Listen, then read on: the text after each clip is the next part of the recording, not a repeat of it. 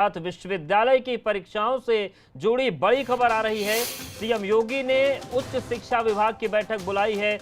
सूत्रों के हवाले से बड़ी खबर है। सीएम ने आज शाम बैठक बुलाई है। कुलपतियों की समिति ने शासन को रिपोर्ट सौंप दी है और परीक्षाओं पर फैसले को लेकर रिपोर्ट सौंपी गई। समिति ने छात्रों को प्रमोट करने का सुझाव दिया है। ये सूत्रों के हवाले से बड़ी खबर, और छात्र ऐसी ही मांग कर भी रहे थे। सीएम की बैठक के बाद फैसला लिया जाएगा। तो ये अहम खबर उत्तर प्रदेश में जो विश्वविद्यालय हैं उनकी परीक्षाओं से जुड़ी बड़ी खबर है। ये सीएम योगी ने उच्च शिक्षा विभाग की बैठक बुलाई है और मुख्यमंत्री योगी आदित्यनाथ ने पूरे शिक्षा विभाग की बैठक बुलाई। सीएम ने आज शाम बैठक बुलाई है। कुलपतियों की समिति ने शासन को रिपोर्ट सौंप दी है और परीक्षाओं पर फैसले को लेकर रिपोर्ट सौंपी गई। समिति ने छात्रों को प्रमोट करने का सुझाव दिया है और सीएम की बैठक के बाद ये फैसला हो जाएगा कि प्रमोट किया जाएगा या परीक्षा ली जाएगी। लेकिन आपको बता दें कि 3 विश्वविद्यालयों के कुलपति की समिति मुख्यमंत्री ने बनाई थी। सोमवार को इस समिति को रिपोर्ट देनी थी, जो रिपोर्ट सौंपी जा चुकी है। और सूत्रों के हवाले से खबर यह आ रही है कि समिति ने छात्रों को बिना परीक्षा के प्रमोट करने का सुझाव दिया।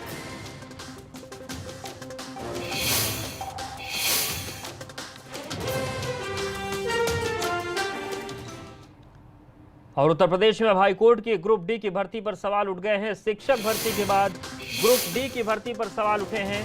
भर्ती में पैसे लेकर पास कराने की शिकायत है। 20,000 रुपए लेकर पास कराने का आरोप आईपीएस अमिताभ ठाकुर ने पुलिस से शिकायत की है। प्रयागराज पुलिस से शिकायत की गई और अभ्यर्थी से बातचीत का ऑडियो भी उन्होंने दिया है। तो लगातार एक के बाद एक सवाल उठ रहे हैं और उत्तर प्रदेश में अब हाईकोर्ट की ग्रुप डी की भर्ती पर सवाल उठ गए। शिक्षक भर्ती के बाद अब ग्रुप डी की भर्ती पर सवाल उठे हैं और भर्ती में पैसे लेकर पास कराने की शिकायत की गई है। 20,000 रुपए लेकर पास कराने का आरोप है। आईपीएस अमिताभ ठाकुर ने पुलिस से शिकायत की है। और चलिए सीधे रुख करते हैं उत्तर प्रदेश सरकार की प्रेस कॉन्फ्रेंस का। सामने आए हैं। इस समय प्रदेश में एक्टिव इन्फेक्शन के केसेस की कुल संख्या 6,650। जो लोग पूर्णतः उपचारित होकर डिस्चार्ज किए जा चुके हैं, वैसे मरीजों की संख्या अब बढ़कर के 15,506 हो गई है और जो रिकवरी का प्रतिशत है वो इस समय 66.86% हो गया है। कोरोना वायरस से संक्रमित मरीजों में से कुल 672 लोगों की अभी तक मृत्यु हुई है। कल प्रदेश में सैंपल टेस्टिंग में एक और नया बेंचमार्क एस्टैब्लिश हुआ और कल ये संख्या 22,000 पार हो गई और कल जो है कुल टेस्टिंग जो प्रदेश में हुई उसकी संख्या है 22,378। इस प्रकार अब प्रदेश में कुल मिलाकर के जो सैंपल टेस्ट हुए हैं उनकी संख्या भी अब 7 लाख पार हो गई है और कुल संख्या 7,07,839।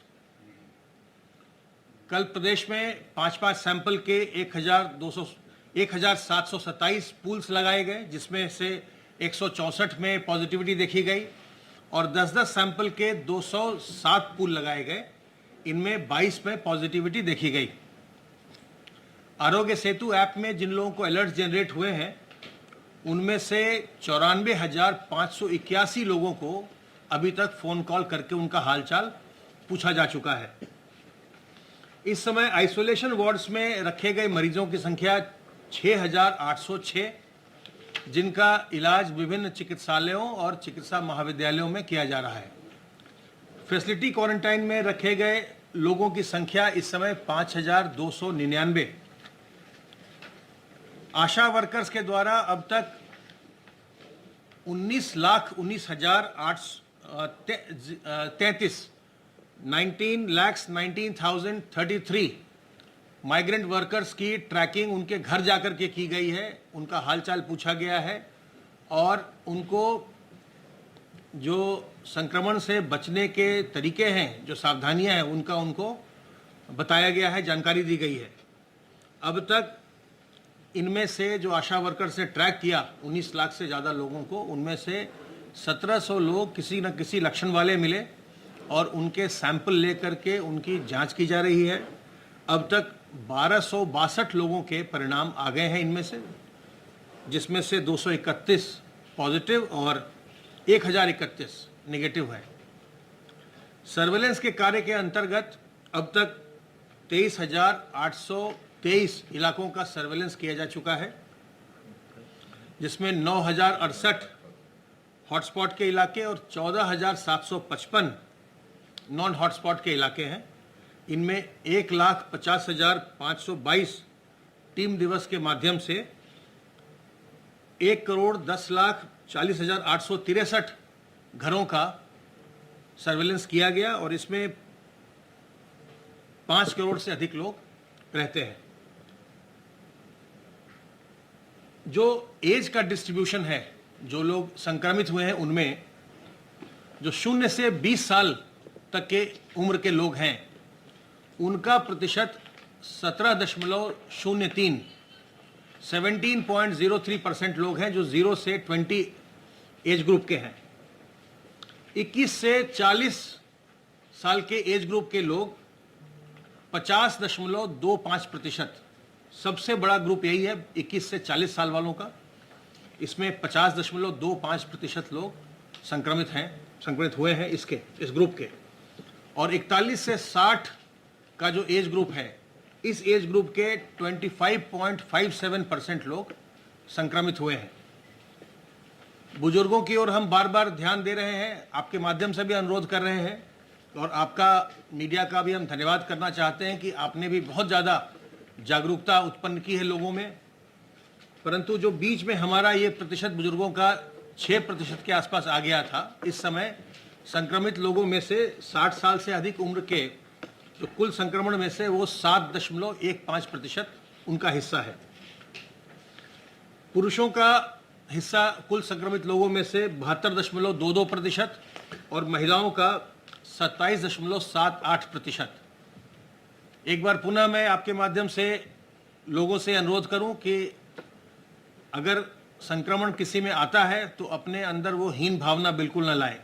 संक्रामक बीमारी किसी को भी हो सकती है, इसलिए किसी प्रकार की हीन भावना मत लाइए, इसे छुपाइए मत, सामने आइए, अपना इलाज करवाइए, जांच करवाइए। जांच और इलाज की व्यवस्था निःशुल्क है। अगर संक्रमण पाया जाता है तो आपका इलाज निःशुल्क करवाया जाएगा, इसलिए आप अपने मन में कोई भी हीन भावना मत लाइए। और अगर आपको लक्षण आए, खांसी हो, सांस फूले, ज्वर है या कुछ और भी लक्षण है, जैसे बिल्कुल जो गंध है, गंध समाप्त हो जाए या स्वाद समाप्त हो जाए, आप किसी की महक नहीं पहचान पा रहे हैं, तो वो भी एक लक्षण है। तो अगर इस तरह के लक्षण आए तो तत्काल नज़दीकी सरकारी अस्पताल में संपर्क करिए, अपनी जांच करवाइए और जांच करवा करके अपना इलाज करवाइए।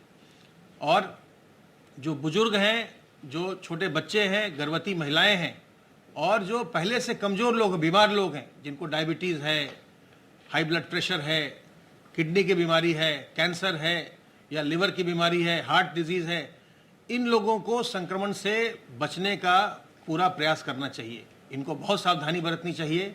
और जो लोग, बाकी के लोग भी हैं जिनको जानकारी हो इनके बारे में, इनकी बीमारी के बारे में, या जैसे जो बुजुर्ग लोग हैं, उनसे दूर रहें, हम उनसे दूर रहें ताकि वो संक्रमण से बचे रहें।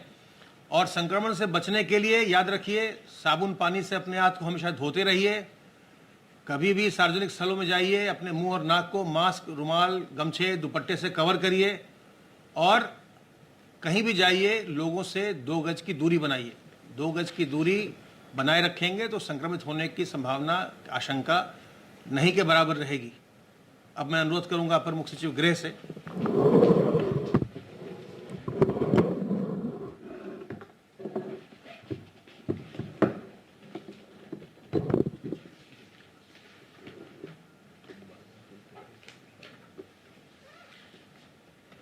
माननीय मुख्यमंत्री जी ने आज बहुत ही महत्वपूर्ण बैठक ली।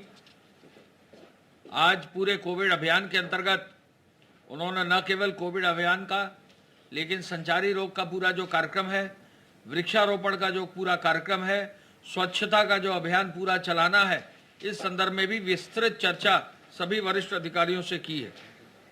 माननीय मुख्यमंत्री जी ने पूरे प्रदेश में स्वच्छता अभियान चलाने का निर्देश दिया है। वो स्वयं बलरामपुर गए थे। आज उन्होंने बताया कि बलरामपुर जिले में, शहर में उन्होंने खुद जो है निर्देश दिया और वहाँ पर पूरे अभियान की कार्रवाई जिला प्रशासन द्वारा सुनिश्चित की गई। उनका ये निर्देश है कि प्रत्येक जनपद में जहाँ भी कूड़ा पड़ा हो, जहाँ भी नगरीय क्षेत्रों में कूड़ा पड़ा हो, उसका विशेष रूप से ध्यान देकर हर नगरीय क्षेत्र में, हर नगर निकाय में एक अभियान चलाया जाए। मुख्यमंत्री जी ने गौतम बुद्ध नगर और गाजियाबाद की जो अनलॉक की व्यवस्था है उस पर विशेष चर्चा आज की और उस पर भी जो चर्चा की है उसमें उन पर विशेष रूप से जो कल परसों उन्होंने निर्देश दिया था मेरठ मंडल के कार्य योजना का, उस पर भी उनके द्वारा आज समीक्षा करते हुए विस्तृत निर्देश दिए गए हैं। पूरे मेरठ मंडल में डोर टू डोर कैंपेन चलाया जाएगा, इस ओर विशेष ध्यान दिया जाएगा और साथ ही साथ पूरे मेरठ मंडल में जो हेल्थ का इंफ्रास्ट्रक्चर है उसको और मजबूत करने का उन्होंने निर्देश दिया है।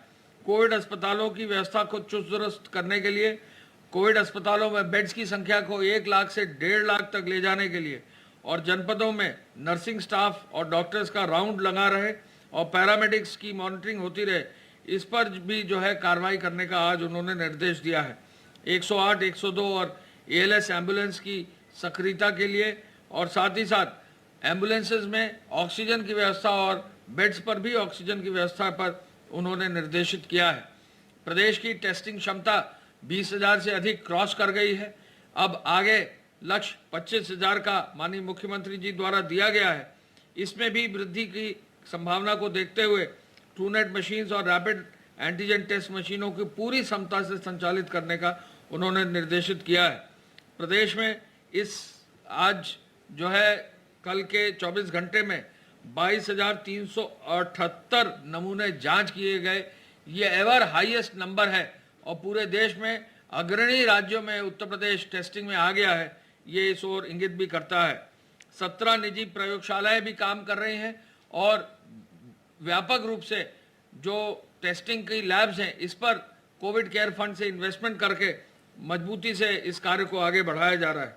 हेल्प डेस्क की स्थापना पर भी, कोविड हेल्प डेस्क की स्थापना पर भी आज मुख्यमंत्री जी द्वारा रिव्यू किया गया। मुझे बताने में खुशी है कि पिछले एक सप्ताह के अंदर हर PHC और हर CHC पर यानी 3,441 PHC और 853 CHC पर स्वास्थ्य विभाग द्वारा कोविड हेल्प डेस्क की स्थापना कर दी गई है और यहाँ पर पल्स ऑक्सीमीटर, यहाँ पर इंफ्रारेड थर्मामीटर, मास्क, ग्लव्स और सैनिटाइजर्स की पूरी व्यवस्था और स्क्रीनिंग की व्यवस्था और एक फर्स्ट रिस्पांस देने की व्यवस्था भी कर दी गई है। इसी के साथ साथ कोविड हेल्प डेस्क थानों पर, इसी के साथ साथ कोविड हेल्प डेस्क तहसीलों पर, ब्लॉक्स पर, जनपद मुख्यालय पर, प्राइवेट हॉस्पिटल्स पर भी करने का निर्देश दिया गया है। मुझे बताकर खुशी है कि कुछ जनपदों में अच्छा काम हुआ है। आगरा में 206 कोविड हेल्प डेस्क बना दी गई हैं, फिरोजाबाद में 82 कोविड हेल्प डेस्क बना दी गई हैं, मैनपुरी में 61 कोविड हेल्प डेस्क बना दी गई हैं, मथुरा में 155 कोविड हेल्प डेस्क बना दी गई, अलीगढ़ में 107 कोविड डेस्क बना दी गई हैं, एटा जैसे जनपद में जो है 79 कोविड हेल्प डेस्क बना दी गई, आजमगढ़ में 98 कोविड हेल्प डेस्क बना दी गई हैं।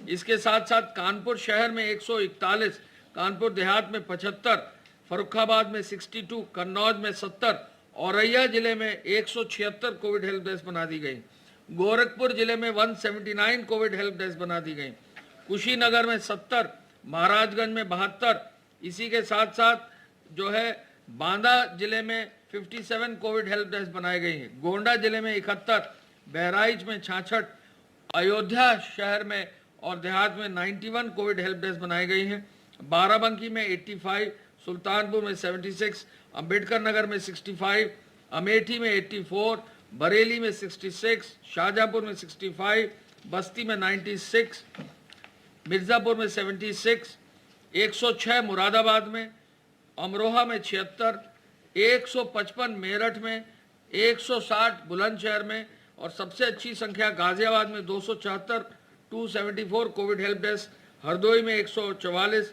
लखनऊ में 80, वाराणसी में 142, जौनपुर में 222, इस प्रकार कई जनपदों में, शामली में 56, कई जनपदों में बड़ी मात्रा में कोविड हेल्प डेस्क बनाई गई है। हमारा आह्वान है, माननीय मुख्यमंत्री जी का ये निर्देश है कि कहीं भी किसी भी शहर के किसी भी स्थान पर, किसी भी संस्थान में यदि कोई भी व्यक्ति कोविड हेल्प डेस्क पर जाता है तो उसको पूरी सूचना दी जाए, उसका थर्मामीटर से जो है टेम्परेचर नापा जाए, उसका जो है पल्स ऑक्सीमीटर से ऑक्सीजन की जो मात्रा है 96%, 97%, 98% रहना चाहिए, उसको तुरंत चेक किया जाए। कोई भी और उसको सहयोग या उसको कोई एडवाइस देना है, ये कार्रवाई सुनिश्चित अवश्य की जाए। कोविड हेल्प डेस्क पूरे प्रदेश में व्यापक मात्रा में लगे, वहां पर सूचना विभाग का पोस्टर भी लगाया गया है, क्या करें क्या न करें, 2 गज की दूरी, मास्क है जरूरी, इस मैसेज के साथ पूरे प्रदेश में कोविड हेल्प डेस्क की स्थापना का कार्य किया गया है। आगे इसके प्रचार के लिए विज्ञापन अखबारों में दिए जा रहे हैं, इसके प्रचार के लिए रेडियो में विज्ञापन दिए जा रहे हैं, इसके प्रचार के लिए एलईडी वैन्स चलाई जा रही हैं, इसके प्रचार के लिए होर्डिंग्स और बाकी और माध्यम प्रचार के किए जा रहे हैं, और सोशल मीडिया के माध्यम से भी इसका प्रचार किया जा रहा है। तो एक बृहद कैंपेन कोविड के अभियान के अंतर्गत कैसे कोविड से बचा जा सके, और चूंकि इसका कोई इलाज नहीं है तो बचने की क्या विधि है, इस पर विशेष क्या ध्यान दिया जा सकता है। हर व्यक्ति, हर नागरिक, हर बच्चे, हर बूढ़े, हर जवान, हर महिला, हर पुरुष जो कार्य कर रहा है, हर आदमी जो कहीं वर्क प्लेस पर है, हर व्यक्ति जो मार्केट और बाजार में जा रहा है, दुकानदारों को क्या करना है, होटल्स रेस्टोरेंट्स में क्या करना है, ये निर्देश जो है विस्तृत रूप से फील्ड में भेजे गए हैं। फील्ड में शासकीय अधिकारी और कर्मचारियों की जो है विशेष रूप से उनको बचने का निर्देश दिया है। प्रशासनिक अधिकारियों के लिए विशेष रूप से, चूंकि वो क्रिटिकल लेवल पर हैं, अस्पतालों का भी भ्रमण कर रहे हैं, मार्केट्स का भी भ्रमण कर रहे हैं, मंडियों का भी भ्रमण कर रहे हैं, कार्यालयों में भी मिल रहे हैं, लोगों से भी मिल रहे हैं, तो विशेष रूप से शासकीय अधिकारियों को संक्रमण से बचने के लिए हर संभव प्रयास करने का निर्देश उन्होंने दिया है। स्वास्थ्य और चिकित्सा विभाग में उन्होंने आदेश दिया है कि ये जो एंसेफेलाइटिस पर जिस प्रकार पिछले 3 से 4 साल में 3 साल में रोक लगाई गई है, और एंसेफेलाइटिस की डेथ्स, मृत्यु दर को काफी हद तक कम कर दिया गया है, एक तरह से जो है नगण्य कर दिया गया है। इसी प्रकार जो है कोविड के कैंपेन में भी हमारा विभाग, दोनों विभाग जुटकर कार्य ऐसा करें, सर्वेलेंस टीम्स को घर घर भेजें, जिससे अर्ली डिटेक्शन हो, अर्ली इलाज हो, और लोग जो है घर अपना पूरा सही रूप से उपचारित होकर जा सकें। संचारी रोग का अभियान 1 से 31 जुलाई को होगा। माननीय मुख्यमंत्री जी 1 तारीख को इसका उद्घाटन करेंगे। इस पूरे अभियान में सभी जो महिलाएं हैं, अपने नवजात बच्चों को, 1 साल तक के बच्चों को, उनको जो भी टीकाकरण करना है, अलग अलग स्टेजेस में जो टीका कराना है, उसके लिए उनको आगे आना है। इस पूरे अभियान में साथ साथ प्रचार के इस अभियान में जो है डेंगू और बाकी सब चीज़ों से बचने के लिए फॉगिंग, बाकी स्वास्थ्य विभाग के साथ साथ नगर विकास विभाग द्वारा और पंचायती राज विभाग द्वारा भी जो कार्य किए जाना है, उस पर भी विशेष ध्यान देने के लिए निर्देश दिए गए हैं। माननीय मुख्यमंत्री जी ने जो संचारी रोग अभी इस समय बरसात के मौसम में आते हैं, इस पर विशेष रूप से व्यापक प्रचार प्रसार के अभियान के लिए स्वास्थ्य और सूचना विभाग को निर्देशित किया है। CHCs पर, PHCs पर, चौराहों पर, बाजारों पर, प्रमुख स्थलों पर होर्डिंग लगाने का भी निर्देश उन्होंने दिया है। नगर विकास प्राधिकरण स्थानीय निकायों को शहरी इलाकों में और पंचायती राज विभाग के माध्यम से, ग्राम विकास माध्यम से स्वच्छता का अभियान बृहद रूप से चलाने का भी निर्देश उन्होंने दिया है। फॉगिंग और एंटी लार्वल, लोग अपने घर में अगर कूलर है तो उसका पानी साफ करके रखें, कोई पुराने टायर में पानी न पड़ा रहे, कोई पुराने गमले में पानी न पड़ा रहे, कहीं भी लार्वा को जीने का मौका ना मिले, कहीं भी कोई भी स्टैग्नेंट वाटर ना रहे, आसपास घरों के कोई छोटा पानी का तालाब टाइप का ना हो। गाँव में इस तरह का देखा जाता है।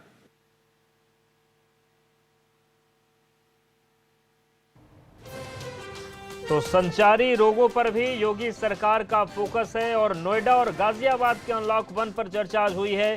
कोविड अस्पतालों में बेड की संख्या बढ़ाई जाएगी, लेकिन कोरोना के साथ ही साथ उत्तर प्रदेश में अन्य संचारी रोग कैसे निपटे जाएं, उनको उनके आने से पहले ही कैसे निपटा जाए, रणनीति उस पर बन रही है, फिर चाहे वो डेंगू हो या फिर इंसेफ्लाइटिस जो कि अब ना के बराबर है। जाएगा कहीं भी यदि ये पाया जाता है कि कोई डीलर सिंगल यूज प्लास्टिक मंगा रहा है तो सख्त कार्रवाई हो। जिला प्रशासन, जिला पुलिस सभी जिम्मेदारी यूज प्लास्टिक का उपयोग ना हो। पोल्यूशन विभाग की इस पर ध्यान देने की आवश्यकता होगी। पेयजल आपूर्ति को सुव्यवस्थित करने के लिए व्यवस्था बनाए, ये निर्देश दिए गए हैं। बाल विकास में जो है आंगनबाड़ी पुष्टा के घर घर। प्रदेश में 24 घंटे में कोरोना के 685 मरीज मिले हैं। प्रदेश में कुल एक्टिव केसेस की संख्या 6,650 पहुंच चुकी है और अब तक कोरोना से 672 लोगों की मौत हो चुकी है। और इस वक्त बड़ी खबर ग्रेटर नोएडा से है, जहां दो पक्षों में जमकर फायरिंग हुई है। हथियार चले, धारदार और ईंट पत्थर एक दूसरे पर मारे गए। एक शख्स की गोली लगने से मौत भी हुई, कई लोगों के घायल होने की खबर है। मौके पर भारी पुलिस बल तैनात किया गया है और गांव में हालात तनावपूर्ण बने हुए हैं। मकान को लेकर यह विवाद हुआ था। कासना थाना क्षेत्र के नियाना गांव की घटना है।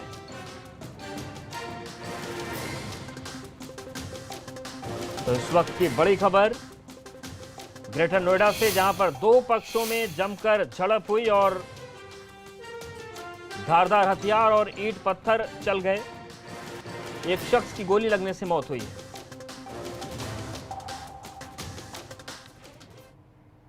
और कानपुर में कोरोना बड़ी तेजी से अपने पैर पसार रहा है। कोरोना संक्रमण को लेकर संवासनी गृह और बालिका गृह भी पूरे प्रदेश में चर्चा का विषय बनी रही, लेकिन अब संवासनी गृह और 9 और कोरोना संक्रमित मरीज आने से कुल मरीजों की संख्या 66 हो गई है। हालांकि प्रशासन की लापरवाही के चलते बालिका गृह और संवासनी गृह में संक्रमण का खतरा बढ़ा है, जिसको लेकर योगी सरकार ने सख्ती दिखाते हुए डीपीओ और अधीक्षिका को निलंबित कर दिया था। लेकिन शुरुआती दौर में हुई लापरवाही का खामियाजा अभी भी संवासनियों और बालिकाओं को भुगतना पड़ रहा है। कानपुर में कोरोना लगातार अपने पैर जो है वो फैला रहा है और अगर कानपुर के सबसे बड़े हॉटस्पॉट की बात की जाए तो वो संवासनी गृह जो है वो निकल कर सामने आया है। जिस तरह से लगातार पिछले कुछ दिनों में संवासनी गृह को लेकर काफ़ी चर्चाएं होती रही कानपुर की कि यहाँ पर 57 लोग जो बालिकाएं और संवासनियाँ हैं वो पॉजिटिव आई थी, तो वहीं प्रशासन की लापरवाही भी सामने आई थी, जिसके चलते योगी सरकार ने सख्त कदम उठाते हुए जो डीपीओ हैं और जो यहाँ की अधीक्षिका हैं उनको निलंबित किया था। तो वहीं देर रात आई रिपोर्ट्स में 9 और संवासनियों के पॉजिटिव होने की पुष्टि हुई है। तो अब साफ है कि जो अभी तक यहाँ पर 57 संवासनियों और बालिकाओं के पॉजिटिव होने की बात थी, तो अब ये आंकड़ा बढ़कर 66 हो गया है। जिस तरह से लगातार पहले से ही बताया जा रहा था कि जब पहला केस यहाँ पर सामने आया था उसके बाद जो यहाँ के जो प्रशासनिक अधिकारी हैं और जो जिम्मेदार हैं उनके द्वारा यहाँ पर बालिकाओं संवासनियों को दूसरी जगह पर क्वारंटीन नहीं किया गया, लिहाजा उसी का जो खामियाजा है वो अभी तक भुगतना पड़ रहा है। और लगातार यहाँ पर जो केसों की संख्या है वो बढ़ रही है और यहाँ पर पॉजिटिव केसों की संख्या 57 से बढ़कर 66 हो गई। तो एक बड़ी लापरवाही जो थी उसका खामियाजा अभी भी लोगों को भुगतना पड़ रहा है। वीडियो संगीत के साथ प्रभात अवस्थी, एबीपी गंगा, कानपुर। और गाजियाबाद में पुलिस की सख्ती के बाद भी अपराध थमने का नाम नहीं ले रहे। लगातार लूट, स्नैचिंग और चोरी की वारदात सामने आ रही है। ताज़ा मामला वसुंधरा सेक्टर 1 के सामने से आया है, जहां पर दिल्ली विश्वविद्यालय की महिला प्रोफेसर रजत बाला से 2 बाइक सवार बदमाशों ने चैन लूट ली और मौके से फरार हो गए। ये पूरी वारदात सीसीटीवी में कैद हो गई है, जिसके आधार पर अब पुलिस आरोपियों की तलाश कर रही है। तो गाजियाबाद की तस्वीरें आपको हम दिखा रहे हैं, जहां पर महिला प्रोफेसर से लूट की वारदात को अंजाम दिया गया है। वहीं कानपुर में एनआरआई सिटी के एनआरआई हाई टावर 6 में आग लग गई। आग लगने से लोगों में हड़कंप मच गया। नवाबगंज थाने की पुलिस और दमकल कर्मी मौके पर पहुंचे। भड़कती आग पर दमकल कर्मियों ने बड़ी मशक्कत के बाद काबू पा लिया। तो कानपुर की तस्वीरें हम आपको दिखा रहे हैं, जहां पर एनआरआई सिटी के एनआरआई हाई टावर 6 में आग लग गई थी। हालांकि नवाबगंज थाने की पुलिस पहुंची मौके पर, दमकल कर्मी पहुंचे और आग को बुझाया गया।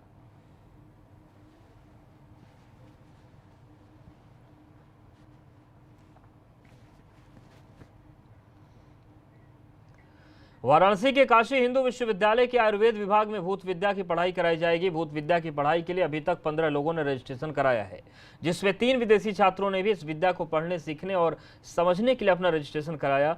भूत विद्या की पढ़ाई के लिए BHU वेबसाइट पर 30 जून तक रजिस्ट्रेशन कराने की समय सीमा रखी गई है। इस 6 महीने के कोर्स की फीस 50,000 रुपये है और काशी हिंदू विश्वविद्यालय में भूत विद्या का नया सर्टिफिकेट कोर्स शुरू किया गया, जिसमें भूत विज्ञान के 6 महीने के कोर्स में साइकोसोमेटिक डिसऑर्डर के बारे में खास तौर पर पढ़ाया जाएगा, जिसे कई बार असामान्य घटनाओं से जोड़कर देखा जाता है। ये कोर्स आयुर्वेद विभाग द्वारा शुरू किया गया है। आयुर्वेद का जो प्रयोजन है, स्वस्थस्य स्वास्थ्य रक्षण, आतुरस्य विकास प्रसन्न, मतलब इसका हुआ स्वस्थ आदमी स्वस्थ रहे और रोगी की चिकित्सा हो। और आप जानते हैं कि समाज का 80 से 85% आदमी स्वस्थ है, उसका ख्याल कौन करेगा? उसका ख्याल आयुर्वेद करेगा। और कैसे करेगा? इन्हीं तीनों अष्टांग आयुर्वेद में जो 3 अंग थे, जो सुसुप्तावस्था में थे, जो वेलनेस के तरफ होने चाहिए थे, जो नहीं हुआ। और अब समय आ गया है, आज आयुर्वेद का ग्लोबलाइजेशन का समय आ गया है, तो इन तीनों ब्रांचेस को वैज्ञानिक ढंग से कसौटी पे कसते हुए प्रैक्टिस करना है, समाज को बताना है। और इस बुलेटिन में फिलहाल इतना ही। बने रहिए हमारे साथ।